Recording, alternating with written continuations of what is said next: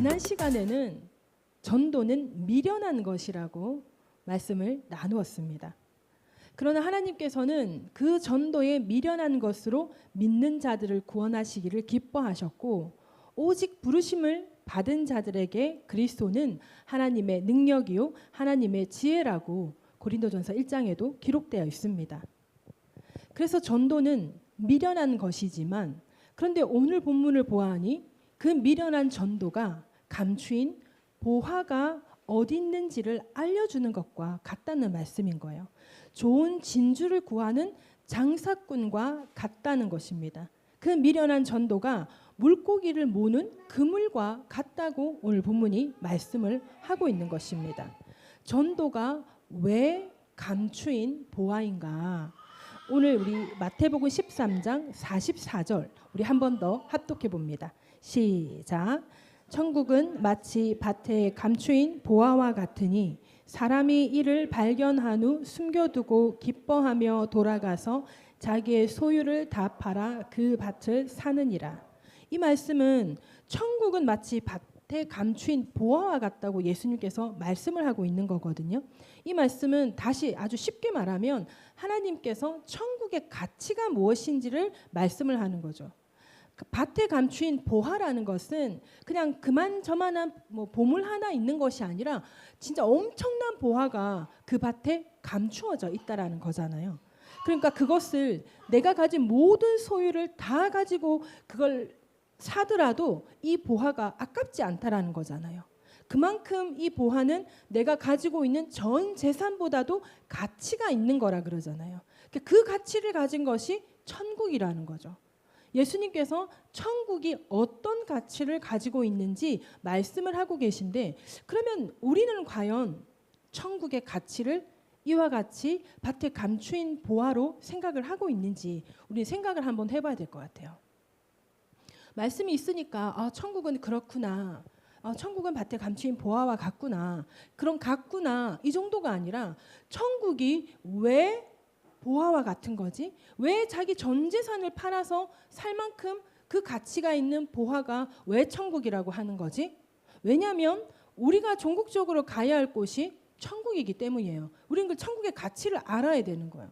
천국을 가지 않으면 여러분 어디로 가야 되죠? 지옥을 가야 되거든요. 우리 어릴 때부터 이런 얘기 하잖아요. 너 그렇게 안 먹고 밥 남기면 나중에 지옥 가서 다 먹어야 돼. 이런 얘기 하잖아요. 근데 그거를 이제 어떤 그리스도인 부모가 자기 자녀에게 한 거예요. 너 이거 다 안 먹으면 너 나중에 지옥 가서 이거 다 먹어야 돼. 그렇게 얘기를 한 거죠. 그 듣고 있던 우리가 깔깔깔깔 웃었던 거예요. 그래서 그 아이한테 가르쳐 준 거예요. 너 지옥 안 갈 거잖아. 예수 믿으니까 지옥 안 갈 거잖아요. 그러니까 그럼에도 불구하고 너 이거 남기면 지옥 가서 다 먹어야 돼. 지옥은 그런 곳인 거예요. 내가 남겼던 모든 밥을, 내가 남겼던 모든 음식을 지옥 가서 꾸역꾸역 다 먹어야 되는 게 지옥인 거예요. 그 정도의 수준의 지옥을 여러분 알고 있는 정도가 아니죠. 지옥이 어떤 곳인지 여러분 소문을 들어서 다 아실 텐데, 그런데 우리는 지옥이 아니라 천국을 가기를 원하는데, 근데 지옥이 어떤 것인지는 아는데 여러분 천국이 어떤 곳인지도 혹시 아세요? 난 천국이 어떤 곳인지 너무 알고 싶었어요. 그러던 중에 만났던 책이 천국을 방문한 그 유체이탈, 한마디로 말하자면 유체이탈로 예수님을 만나서 천국을 방문한 어떤 분이 천국에 대한 묘사를 해놓은 거, 그거 정도는 사실 계시록에 나와 있는 거거든요. 근데 어쨌든 천국에서 이런 일들이 이렇게 될 것이고, 그 다음에 거기서 그걸 현실로 눈으로 본 거죠. 그분이 이런 거 소개를 받고 눈으로 본 거예요. 그리고 또 성경에 말하기를 사자와 어린아이가 함께 놀고 뱀굴에 손을 집어넣어도 물지 않고 같이 이렇게 행복하고 평화로운 나라, 이렇게 생각하고 있잖아요. 그 정도면 여러분들에게 어떤 가치가 있습니까? 내가 이 땅에 살면서 천국의 가치가 그 정도다라고 한다면 얼마나 천국에 가고 싶습니까? 그런데 나는 천국을 가야겠는데, 천국의 가치를, 천국은 마치 어떻다. 예수님께서 마태복음에서 한 7번 정도를 천국은 마치 이렇게 하면서 말씀을 하시거든요. 그러면 계속해서 그거를 읽다 보니까 천국의 가치가 나에게 어떻게 되는가? 내가 지금 이 땅에서 내가 하고 싶은 거, 내가 목적 삼고 내가 목표 삼고 내가 이루고 싶은 솔직히 내 소망이 저도 안 있겠습니까? 목사가 아니라 다른 소망이 있지 않았겠습니까? 그거를 기꺼이 포기하고도 내가 이 길을 하나님을 믿는 예수님을 믿는 이 믿음의 길로 갈 수 있음. 내가 여기서 내가 하고 싶고 누리고 싶은 게 너무나 많은데 이것이 지금 너무 달콤하고 내가 정말 누리고 싶은데 이 땅에서는 그런데 이 땅에서는 이것이 아니라 천국의 가치, 하나님 나라의 그 가치를 바라보고 내가 지금 이것을 포기하는 삶을 사는 거. 그게 천국의 가치를 알아야 이게 가능한 거라는 거죠. 우리 그리스도인들에게 천국의 가치는 너무 중요한 부분이거든요. 그 천국의 가치 때문에 내가 주일날 놀고 싶어도 예배를 드리러 오는 건 거예요. 평일에도요. 그냥 뚱딱뚱딱 놀고 싶어도 하나님께 기도하러 오는 거예요. 천국의 가치가 나에게 있으니까 나 조금 더 천국에서 누리고 싶고 조금 더 저는 하나님께 예쁨 받고 싶은 마음이 있습니다. 기왕 하나님의 자녀 다 똑같겠지만 그러나 여러분 그중에 나는 그래도 하나님께 예쁨 받고 싶은 사람 그런 소망 혹시 없습니까? 내가 자녀로 살아본 사람이라면 내 자녀를 본다면 알 수 있잖아요. 자녀가 특별히 또 많다면 더 잘 알 수 있거든요. 내가 더 엄마 아빠 마음에 들고 싶고 더 이쁨 받고 싶고 더 맛있는 거 하나라도 더 얻어먹고 싶은 자녀 그런 자녀 말이에요. 그런 자녀가 바로 저였던 것 같아요. 저는 오빠랑 저랑 둘밖에 없는데 그런데 하나님을 믿고 나니까 우리 모두가 다 하나님의 자녀잖아요. 자녀가 너무 많아. 그럼 그 중에서 내가 더 이쁨 받으려면 나 어떻게 해야 되는지 그때 이미 그 하나님을 믿으면서 다자녀였던 그 마음을 알게 된 것 같아요. 그래서 좀 더 이런 부분들을 했었던 것 같아요. 그러면서 이제 점점 정리되어 왔던 것들도 있지만 오늘 여러분들과 나누고 싶은 것은 천국의 가치가 그리스도인들에게 인식되어 있어야 된다는 거예요. 내가 그 천국의 가치를 알고 천국의 가치를 내가 깨닫고 그것을 소망하고 이 땅에서도 그 천국을 누리고 그리고 오늘 제목 말씀처럼 천국의 가치를 나누고 전하는 삶을 우리가 살아야 한다는 거죠. 그래서 우리는 생각해 봐야 돼요. 그리고 기도해 봐야 돼요. 천국이 나에게 어떤 가치가 있는지. 그런데 예수님께서 너무 쉽게 설명을 해주고 계신 거예요. 천국은 마치 밭에 감추인 보화와 같은데 내가 가진 그 모든 소유를 다 팔아 그 보물을 살 만한 가치가 있는 게 그 천국의 가치다. 그럼 이 땅에서 내가 누릴 것 모든 것을 다 포기하고 내가 그 천국을 산다라는 거잖아요. 이것이 바로 하나님 나라 천국에 대한 가치, 그 소망이라는 거예요. 우리가 아직 가보지 않았고 우리가 지금 잘 알지는 못하지만 이 땅에서 비유해서 알 수 있는 게 바로 내 모든 소유를 다 팔아서 살 만한 그 감추인 보화가 바로 천국이다. 그러면 우리는 그 천국의 가치를 쫓아 사는 사람이 되어야 되는 거잖아요. 그래서 우리는 이 천국의 가치, 보화와 천국은 마치 밭에 감추인 보화와 같다. 여기서 끝나는 게 아니라 내 모든 소유를 다 팔아서 그 밭을 살 만큼 그 보화는 그 천국은 나에게 가치가 있다라는 것을 여러분 기억해야 된다라는 거예요. 기억하면서 그것이 나중에는 내 삶에 적용돼야 돼. 내 삶에 감격적으로 그렇구나. 천국은 나에게 이런 가치가 있구나. 이런 깨달음이 있는 그러한 삶이 경험되어져야 할 줄로 믿습니다. 또 전도가 왜 좋은 진주를 구하는 장사꾼과 같은가? 45절에서 46절까지 합독해 봅니다. 시작. 또 천국은 마치 좋은 진주를 구하는 장사와 같으니 특히 값진 진주 하나를 발견하면 가서 자기의 소유를 다 팔아 그 진주를 사느니라. 아멘. 천국은 좋은 진주를 구하는 장사꾼과 같다. 말씀을 보니까 일반적인 진주가 아니에요. 보석 가게에 가면 뭐 금도 있고 뭐 여러 많은 보석도 있고 또 진주를 또 취급하는 부분이 있을 거 아니에요. 진주만 전문으로 취급하는 보석점이 있는지는 잘 모르겠는데 그런데 이 장사는요. 이 장사꾼은 좋은 진주를 구하는 장사인 거예요. 어느 정도로 좋은 진주를 구하는 장사냐면 극히 값진 진주 하나 극히 값진 진주 하나를 발견함에 가서 자기의 소유를 다 팔아 그 진주를 산다는 거예요. 그러니까 그 진주, 자기의 모든 보석점 하니까 진주 돈이 얼마나 많겠어요? 그런데 자기 모든 소유를 다 팔아서 살 만큼 그 값진 진주를 구하는 사람이라는 거예요. 그러면 여러분 여기서 천국이 진주라는 거예요. 첫 번째 천국은 마치 밭에 감춘 보화와 같다. 두 번째 천국은 마치 좋은 진주를 구하는 장사와 같다는 거예요. 좋은 진주를 구하는 장사와 같다. 그러니까 장사꾼과 같다. 여기는 좀 많은 생각들을 하게 되더라고요. 처음 보화는 물건이잖아요. 두 번째는 그 좋은 진주를 구하는 사람이더라고요. 그 사람이라고요. 내가 천국을 구하는 사람이라는 거예요. 이렇게 해석을 하니까 조금 더 나에게 좀 적용이 잘 되더라고요. 그러면 여러분 한번 비유를 해볼까요? 최상품의 진주를 구하는 사람이다. 그러면 이 사람은 진주 전문 사업가 정도 되겠죠. 그런 걸 요즘 말로 진주 딜러라고 할 수 있겠더라고요. 그 딜러가 유통 단계에서 상품의 매입, 재판매를 전문으로 하는 사람인데 도소매업자나 특약점, 브로커 같은 일을 한다라는 거죠. 딜러는 최상품을 구하는 사람인 거예요. 최상품을 취급하는 사람인 거예요. 그리고 그거를 도매나 소매로 파는 사람인 건 거죠. 그러니까 이거는 두 가지로 생각을 할 수가 있더라고요. 하나는 내가 그 값진 진주를 구하는 사람, 내가 그 천국을 구하는 사람. 그리고 이 딜러가 브로커가 뭐예요?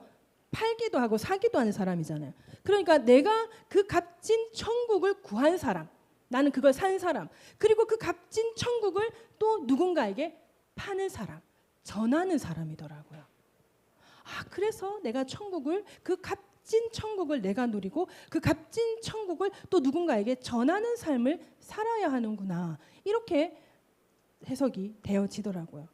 우리는 이런 오늘 본문에 나오는 이 진주 딜러를 우리 성경적인 말로 한번 뽑아보면 사명자라고 할 수 있지 않을까요? 사명자는 어떤 거죠? 그 일에 명을 받은 사람인 거예요. 그러니까 그 진주를, 그 값진 진주를 사는 사람, 그리고 그것을 사서 되파는 사람. 그러니 그 값진 천국을 나는 산 사람, 그리고 그것을 되파는 사람, 사명자. 아, 그래서 내가 사명자의 삶을 사는 게 마땅하구나, 이런 생각이 들었어요. 이 말씀을 우리 삶에 어떻게 적용해야 할까? 천국은 마치 좋은 진주를 구하는 진주 딜러와 같다. 이 말씀을 내가 어떻게 적용해야 될까? 봐봐요. 내가 좋은 진주를 구하는 딜러다. 이걸 사람에게, 그러니까 천국은 이미 이제 내가 소유한 사람이고 이걸 사람에게 적용을 시킨다면 또한 내가 사람 가운데서 좋은 진주와 같은 사람을 발견해내야 되는 거잖아요. 발굴해내야 되는 거잖아요. 생각나는 게 있더라고요. 바나바가 사도 바울을 발굴해내잖아요. 근데 나중에 이 사도 바울이 어떤 사람이 돼요? 바나바보다 더 큰 일을 하는 사람이 되었어요. 더 널리, 더 많이 세상에 복음을 전하는 사람이 되었던 거죠. 바나바는 이런 좋은 진주를 구한 장사꾼이 된 거예요. 근데 바나바가 바울 한 사람만 보고 있었던 건 아니죠. 바울 그 사람을 발견하기까지 여러 많은 사람들에게 성령이 충만한 사람이었고 착한 사람이었고, 그죠? 사람들에게 좋은 덕을 끼치는 사람이었고, 그리고 여기저기를 다니며 선교하는 사람이었고 복음 전하는 사람이었단 말이에요. 많은 시간과 많은 공을 들여 복음을 전하면서 어느 날 사도 바울을 발견하게 된 거고, 그 사람 거의 위배되다시피 자기 고향에 가서 한 5년인가 7년인가 처박혀 있는데 거기를 가서 그 사람을 데리고 안디옥으로 가서 한 1년 기도하고는 파송받잖아요. 이렇게 사도 바울을 발굴해낸 사람인 거죠. 우리도 마찬가지인 거죠. 우리도 복음을 전하는 어느 날 정말 바울과 같은 그러한 또 다른 사명자를 발견해낼 수 있다라는 거죠. 그러니 우리는 할 수만 있다면 여러 많은 사람들에게 복음을 전하는 거죠. 그러다가 그런 사람이 발견되어지는 건 거예요. 우리 이요한 집사님은 진짜 수지 맞았을 거예요. 이완 집사님이 얼마나 전도를 많이 했는지 잘 모르겠어요. 그런데 이완 집사님이 평생에 어쩌면 한 사람을 전도했을지도 몰라요. 그 이완 집사라는 사람이 전도한 사람이 자기 와이프잖아요. 그런데 그 와이프가 목사가 되어서 오늘날 복음을 전하는 사람이 되어 있는 거죠. 어쩌면 진짜 하늘나라에서 엄청 큰 상급일 것 같아요. 그 참 너무 수지 맞은 일이었죠. 그런 식으로 세상을 살아가는 가운데 어느 날 그 한 명이 발굴되어지던지 아니면 복음을 전하는 가운데 사도 바울과 같은 사람이 발견되어지던지 우리는 그렇게 그냥 복음을 전하는 사람, 그냥이라는 이 단어가 참 애매한데 그냥 전하는 건 아닌데요. 그냥 전하는 건 거예요. 복음은 그런 건 거예요. 복음은 천국은 우리에게 값진 보화와 같은데 숨겨진 보화와 같고 좋은 진주와 같은데 그걸 아주 소중한 거를 전하는 건데 그냥 전하는 건 거예요. 대가를 받지 않고 그냥 전하는 건 거예요. 그래서 천국은 우리에게 이러한 값진 의미가 있다. 예수님께서 이런 비유로 설명을 해주셨으니까 이런 비유, 이 천국 가치 이걸 우리가 마음속 깊이 묵상하는 시간이 있고 그리고 그 천국에 대한 그 가치가 나에게 심겨져야 될 줄로 믿습니다. 자, 그리고 한 번 더 보면 이 47절, 48절 같이 한번 읽어봅니다. 시작. 천국은 마치 바다에 치고 각종 물고기를 모는 그물과 같으니 그물에 가득함에 물가로 끌어내고 얹어서 좋은 것은 그릇에 담고 못된 것은 내어놓습니다. 천국은 마치 바다에 치고 각종 물고기를 모는 그물과 같다라고 하고 있는데 이걸 저는 이렇게 본 거예요. 전도는 물고기를 모는 그물과 같다. 왜냐하면 내가 천국의 가치를 알고 있고 그 천국의 복음을 전하는 거니까 나의 전도는 물고기를 모는 그물과 같다. 나는 천국의 가치를 알고 그 천국의 가치를 전하니까 나의 전도는 숨겨진 보화와 같은 건 거죠. 나는 그 천국의 가치를 알고 그 천국의 가치를 전하니까 나는 좋은 진주를 구하는 장사꾼이 되는 거죠. 오늘 이 말씀에서 오늘 47절 48절 말씀에서 전도가 또 다른 사명자를 발굴해내는 일이기도 하지만 또 전도는 바다의 각종 물고기를 모는 그물과 같다라고 하는 거죠. 한 명을 발굴해내기도 하지만 바다의 각종 물고기를 모는 그물과 같다라는 거예요. 다시 말하면 전도는 사명자를 찾아내는 일인 동시에 많은 사람들에게 복음을 전하고 또 그 사람들을 불러 모으는 일이 바로 전도, 복음 전하는 일이라는 거예요. 얼마 전 금요일에 우리 길전도사가 설교를 하면서 오늘 본문을 47절 말씀으로 설교를 했어요. 거기서 그물, 그 그물이라는 단어의 원어를 찾아왔죠. 그죠? 그 원어가 사게네라는 단어인데 이것을 우리말로 하면 예인망이라는 그물이었던 거죠. 여러분 기억하시는 분은 기억하시죠? 예인망은 배와 배 사이를 묶어서 끌고 다니고 배와 배 사이를 묶는 그물이니까 얼마나 크겠어요. 그 그물이. 그냥 우리가 이렇게 휙 던질 수 있는 그런 그물이 아니라 배와 배 사이를 연결하는 그물이니까 엄청나게 큰 그물이고 엄청나게 많은 양의 물고기를 잡는 그물인 거죠. 근데 이거를 또 어떻게 하느냐면 한쪽 끝은 해안가에 고정시켜 놓고 그 해안가에서부터 쫙 그물을 펼쳐서 바다 한쪽에서 그물을 몰아서 긴 밧줄을 끌어당기면서 물 밖으로 싹 끌어내면서 그 그물 친 모든 바다의 물고기는 다 잡는 게 바로 예인망인 거예요. 근데 이 예인망이 무거운 납을 달아놓은 그물이에요. 밑에다가 무거운 납을 달았대요. 그래서 이 예인망이라는 그물을 탁 치면 이 그물은 바다 밑바닥까지 가라앉는다는 거야. 그래서 이 밑바닥까지 확 훑어 아주 그냥 거기 예인망 그물이 쳐진 데는 아주 그냥 한 마리도 빠짐없이 확 잡아들이는 그 그물이 예인망 그물이라는 거죠. 가려 잡는 게 아니더라고요. 이거 저거 좋은 거 나쁜 거 가려 잡는 게 아니라 어떻게 잡는 거예요? 그물로 바닥까지 훑어서 잡아 올리는 거예요. 그리고 어떻게 하는 거예요? 일단 잡아 놓고 그 다음에 좋은 것은 그릇에 담고 못된 것은 내어 버린다는 것입니다. 우리의 복음 전함이 사명자를 발굴해 내는 일이기도 하지만 또 우리는 할 수만 있다면 어떻게 해야 돼요? 많은 사람들에게 복음을 전하고 그들을 마치 예인만 그물로 끌어모으듯 교회로 초청하는 것이 천국이다. 복음 전함이다. 할렐루야. 오늘 본문 49절 50절이에요. 세상 끝에도 이러하리라. 천사들이 와서 의인 중에서 악인을 갈라내어 풀무불에 던져 넣으리니 거기서 울며 이를 갈리라. 갈라내는 일은 세상 끝에 천사들이 와서 하는 일이라는 것입니다. 우리가 이 사람 저 사람 갈라내어서 복음을 전하는 게 아니라는 거예요. 이 사람은 교회 다닐 만한 사람이 아닌 것 같아. 이 사람은 너무 멀리 사는 것 같아. 이 사람은 왔을 때 우리랑 함께 섞일 수 없을 것 같아. 우리랑 함께 뭐가 안 될 것 같아. 이런 저런 이유로 다 갈라내는 일은 어떻게 하는 거라고요? 세상 끝에 천사가 와서 하는 일. 우리는 할 수만 있다면 어떻게 해요? 예인만 그물로 바닥까지 훑어서 어떻게 한다고요? 끌어모으는 예인만 그물. 우리는 세상 끝날이 오기 전에 예인만 그물을 사용하듯이 많은 영혼들에게, 할 수만 있다면 많은 영혼들에게 복음을 전하고 예인망을 사용해서 끌어모으듯이 영혼들을 불러 모으는 일을 우리가 해야 한다는 것입니다. 자, 그러면 이 예인망 그물을 친다라는 것을 오늘 우리 상황에 어떻게 적용을 해야 될까요?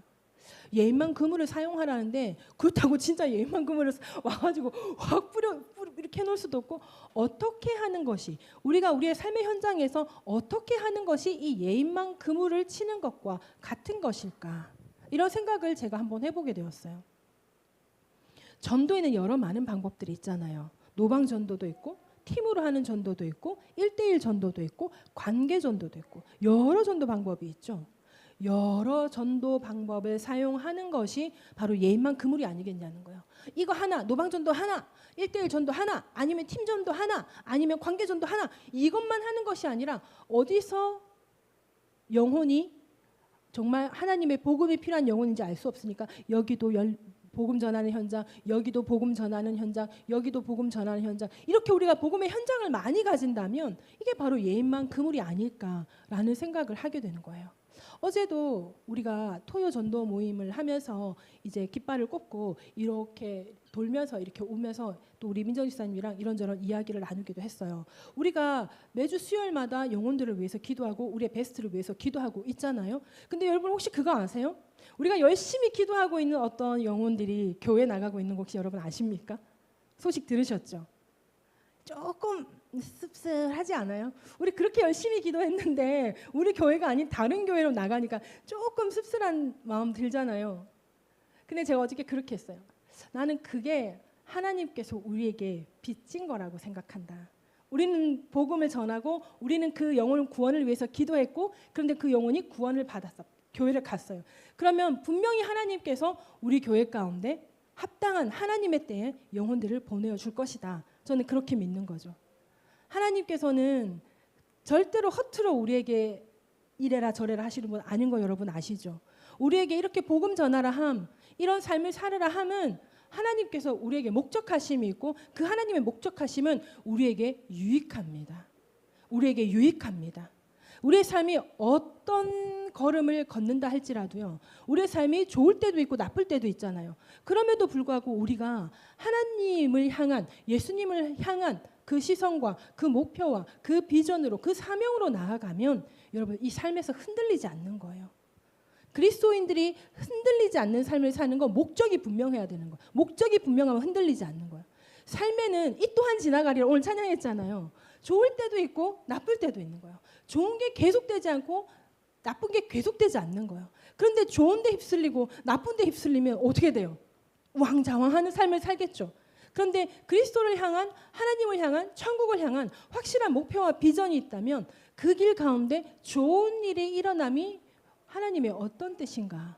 또 마음에 힘든 일, 어떤 안 좋은 일이 또 어떻게 그러잖아요. 하나님께로 초청하는 초대장이다. 이런 말도 하잖아요. 하나님께서 이 일을 통해서 무엇을 깨닫기를 원하시는가? 흔들리는 것이 아니라 하나님의 목적을 관심 가지고 기도하게 되는 건 거죠. 그렇게 되면 우리는 우왕좌왕 흔들리지 않고 하나님께서 우리에게 주신 사명, 그 목적, 그 비전을 향해 걸어가는 그 인생길에서 여러 많은 좋음과 힘듦을 경험하면서 하나님의 뜻을 깨달아 알 수 있게 되는 건 거죠. 그러한 삶을 하나님께서 우리에게 살게 하시는 것이 바로 우리로 가서 모든 민족으로 제자를 삼으라 하시는 것 같아요. 우리의 목적이 하나님의 제자, 예수님의 제자 삼는 일에 그 목적이 있다면 하나님은 우리가 하나님의 일을 하기 때문에 우리가 예수님의 일을 하기 때문에 하나님께서 예수님께서 우리의 삶을 이루어 가신다라는 것입니다. 여러분 믿으십니까? 그것이 바로 그리스도인의 삶인 거죠. 그래서 우리가 복음 전하는 삶을 사는 것은 너무나 소중하고 너무나 중요하다라는 것입니다. 그래서 이 귀한 복음 전함이 사실 저도 버겁더라고요. 때로는 귀찮게 느껴지기도 하더라고요. 귀찮게 느껴지죠? 힘들잖아요. 그런데 그 힘듦과 그 어려움의 그 길이 우리가 인생에서 우왕좌왕하지 않고 하나님의 목적을 향해 하나님께 시선 드리고 갈 때 우리 삶이 하나님의 인도하심을 읽을 수 있고 알 수 있고 아까 그 오늘 찬양이 내 삶의 시간 속에서 주의 뜻 알게 하소서. 여러분 특히 어려운 일을 당하면요. 내 삶의 시간 속에 주의 뜻을 알기를 원하는 기도가 바로 나오지 않아요. 어떻게 돼요? 왜 이렇게 힘든 일이 생겼지? 이렇게 되거든요. 그런데 내가 쫓는 목적이 분명하고 내가 가야 할 길이 분명하면 내가 그 길을 막 가고 있는데 이렇게 됐어. 뭐지? 왜 하나님께서 이 일을 허락하시는 거지? 하나님의 목적을 찾게 되는 거죠. 하나님의 뜻을 찾게 되는 건 거예요. 그래서 우리가 사명자의 삶을 사는 것이 뭐라 그래요? 아주 그냥 쉬운 말로 인생의 순항이다. 이렇게 말을 하는 거예요. 그러므로 우리는 우리 모든 삶의 시간 속에 주의 뜻을 알기 위해서라도 우리는 복음 전하는 삶을 살아야 하는 것입니다. 천국의 가치를 전하는 삶을 살아야 하는 것입니다. 오늘 본문에서 예수님은 천국은 마치 밭에 감추인 보화와 같으니 천국은 마치 좋은 진주를 구하는 장사와 같으니 천국은 마치 바다에 치고 각종 물고기를 모는 그물과 같으니 이렇게 비유로 말씀을 하고 계세요. 예수님께서 하나님 나라의 본질을 뭐라고 말하고 있는 거예요? 하나님 나라의 본질, 천국을 보화, 진주, 그물에 비유해서 설명을 하고 계신 거예요. 그런데 저는 이것이 이렇게 보이는 거죠. 나의 전도의 삶이. 왜냐하면 내가 이 하나님 나라의 본질을 내가 누리잖아요. 내가 가져야 되잖아요. 내 것이잖아요. 천국이 내 것이 여러분 맞아요? 천국이 내 것이 맞습니까? 내 것이 맞아요? 내 거죠, 내 거. 내 거. 내 거. 여러분 거 아니고 내 거잖아요. 그죠? 천국이 다 우리 모두에게 내 것이잖아요. 그 천국이 내 것인 사람이 이 내 것인 것을 이 값진 것을 이 좋은 것을 이 기쁜 소식을 전하라. 귀한 그 복음을 전하라. 그러니까 천국이 이 보화와 같은 가치인데 이걸 내가 전하는 삶. 이런 삶을 살아야 되는 거구나. 그러려니까 내가 점점 더 천국에 대한 가치를 구하게 되는 거예요. 내가 더 천국을 누리고 싶은 거죠. 하나님을 더 알고 싶은 거예요. 하나님께서 내 인생에 어떻게 간섭하시는지를 더 알고 싶은 거예요. 더 기도하고 싶은 거예요. 말씀을 더 읽고 싶고 더 연구하고 싶어지는 거예요.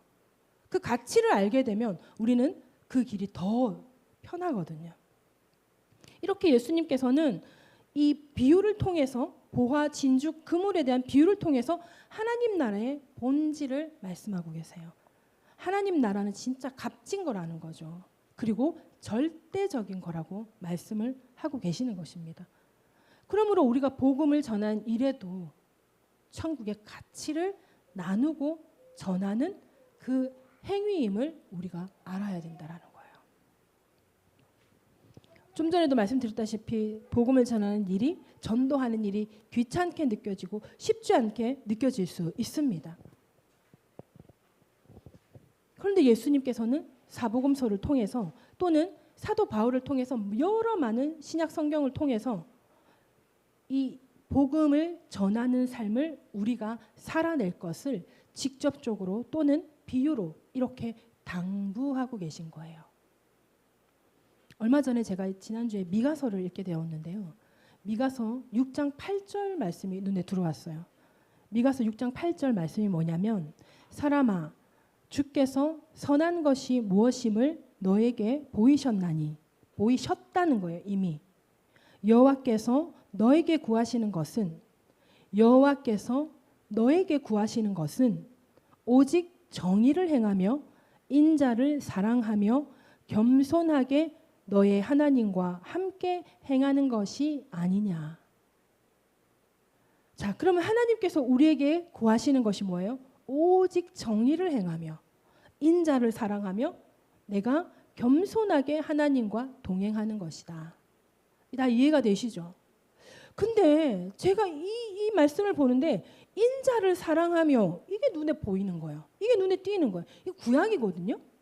구약의 인자를 사랑하며이기 때문에 이 인자는 예수님이 아닐 거란 말이에요. 그래서 원어를 찾아봤죠. 원어가 인자가 헤세드더라고요. 헤세드 들어봤죠? 들어봤죠? 근데 뜻 모르겠죠? 저도 헤세드 들어봤어요.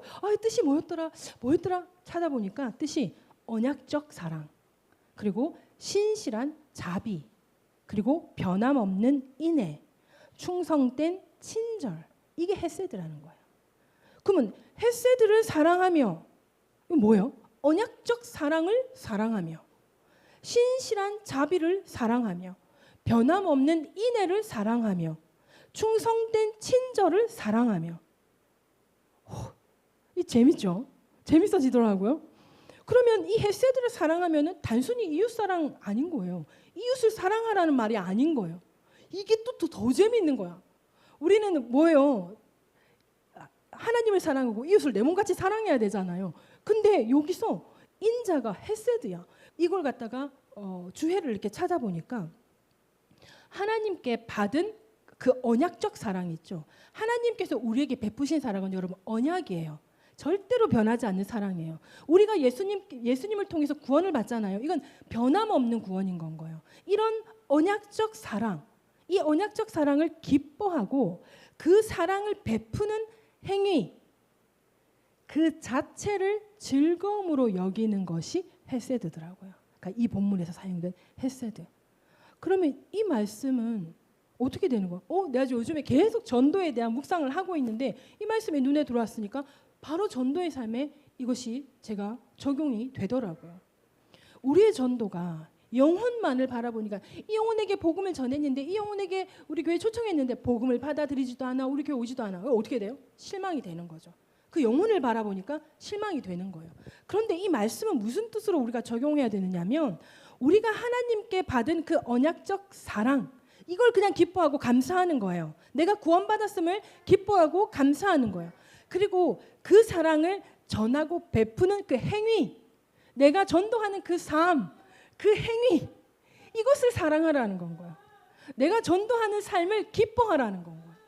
내가 전도를 하다 그 영혼이 복음 받아들이지 않고 초청되지 않으니까 내가 실족, 내 마음이 불편, 내 마음이 좌절, 그게 아니라 그가 복음을 받아들이든 안 받아들이든 내가 그 복음을 전하는 그 행위, 그 언약적 사랑을 전하는 그 행위, 그에게 내가 인애를 또 자비를, 사랑을 전하는 그 행위, 그 자체를 기뻐하기를 하나님께서 원하신다는 것이 바로 미가서 6장 8절 말씀이더라고요. 복음 전하는 삶을 이렇게 받아들여야 되는 거구나. 영혼을 우리가 바라보니까 영혼이 안 맺히니까, 열매는 누가 맺는다? 하나님께서 맺는다. 그런데 나도 아직까지도 그 열매가 자꾸 따고 싶어요. 내가 막 따고 싶은 거예요. 그럼 뭐야? 큰일 나요, 여러분. 열매 내가 따면, 그죠? 이거 큰일 나는 거예요. 하나님께서 맺어주신다. 그러면 내가 계속적인 전도의 삶을 살고 그 영혼을 위해서 기도하는 그 삶, 그리고 그를 만나 그에게 하나님의 사랑을 베풀고 하나님의 인애, 하나님의 친절을 베푸는 그 나의 삶, 나의 그 행위, 이것을 내가 기뻐하는 것으로 내 마음을 전환시켜야겠구나. 할렐루야. 여러분, 우리가 1년에 2번씩 이 행복 나눔 데이를 계속 하잖아요.